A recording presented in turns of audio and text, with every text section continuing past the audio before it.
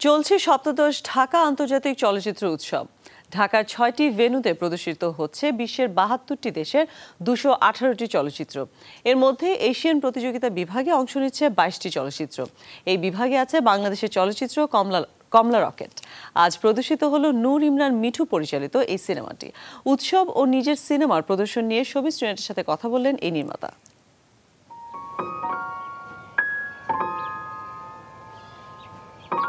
ঢাকা আন্তর্জাতিক চলচ্চিত্র উৎসবে ১৭তম আসরের উদ্বোধন হয়েছে গত ১০ জানুয়ারি। উদ্বোধনী চলচ্চিত্র হিসেবে প্রদর্শিত হয়েছে তুরস্কের নির্মাতা আন্দাজ হাজানেদারগুল পরিচালিত সিনেমা দ্য গেস্ট। প্রতিযোগিতা বিভাগে এই চলচ্চিত্রটি আছে।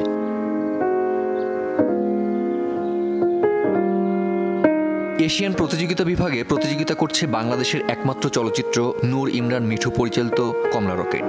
এই বিভাগে প্রতিযোগিতা করবে সৃজিত মুখার্জি পরিচালিত এক যে ছিল রাজা, DR বিজু পরিচালিত পেন্টিং লাইফ, মোর্তেজা আলী আব্বাস মির্জায় পরিচালিত ইরানি চলচ্চিত্র আইসোলেশন সহ মোট ২২টি চলচ্চিত্র।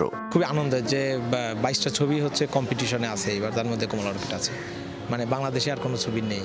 তো সেই দিক থেকে তো আমার খুবই আনন্দের বিষয় যে আমার ছবিটা এখানে সিলেক্ট হয়েছে, যে যারা জুরি আছেন বা বাইরে যারা আছেন তারা দেখবেন। দীর্ঘ ২ যুগের বেশি সময় ধরে বসছে ঢাকা আন্তর্জাতিক চলচ্চিত্র উৎসবের এই আসর। ১৭তম আসরে এসেও এই চলচ্চিত্র উৎসবে নেই উৎসবের আমেজ। আমার বিভিন্ন ফেস্টিভ্যাল যাওয়ার অভিজ্ঞতা থেকে আমি সিঙ্গাপুর ফিল্ম ফেস্টিভ্যালে অ্যাটেন্ড করেছিলাম, এবার গোয়াতে অ্যাটেন্ড করলাম। তো ওখানে হয় কি যে সাধারণ মানুষের একটা মানে অ্যাট্রাকশন থাকে ফেস্টিভ্যাল কেন্দ্রিক, যে পুরো শহরটাই ফেস্টিভ্যালকে কেন্দ্র করে একটা রাঙায় ওঠে। বিভিন্ন ফিল্ম ফেস্টিভ্যাল এয়ারপোর্ট থেকে নামলে দেখবেন বিভিন্ন প্লাকার্ড বা পোস্টার বা অন্যরকম ফেস্টিভ মুডে চলে যায়।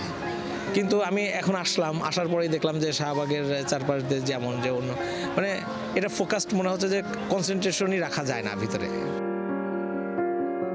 ঢাকায় আন্তর্জাতিক মানের চলচ্চিত্র উৎসব, যেখানে বসেছে বিশ্বের বিভিন্ন দেশের চলচ্চিত্র নির্মাতাদের মিলন মেলা। চলচ্চিত্র উৎসব ও দেশের চলচ্চিত্র ভাবনা নিয়ে কথা বললেন মিঠু। ফিল্ম তো সব ধরনের কলার মিশ্রণ। একটা দেশে দেন ইরানি ছবি এত উন্নত, কারণ তাদের অন্য কলার ফর্মগুলো, আর্ট ফর্মগুলো খুব উন্নত। দেখবেন ওদের পেইন্টিং উন্নত, ওদের থিয়েটার উন্নত, ওদের সাহিত্য উন্নত। ওদের একটা বিশাল ধারাবাহিকতার অংশই হচ্ছে যে একটা ভালো ফিল্ম।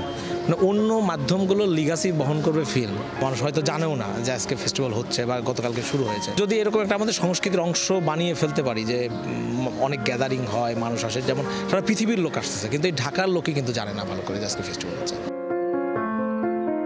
ধীরে ধীরে এমন চলচ্চিত্র উৎসবের প্রতি আরও বেশি আগ্রহী হয়ে উঠবেন দর্শকরা। বিশ্বের অন্যান্য নামিদামি চলচ্চিত্র উৎসবগুলোর মতো ঢাকা আন্তর্জাতিক চলচ্চিত্র উৎসব মাথা উঁচু করে দাঁড়াবে বিশ্ব দরবারে, এমন স্বপ্নই দেখেন আয়োজক ও এদেশের নির্মাতারা। Kamrul Rifat, showbiz tonight.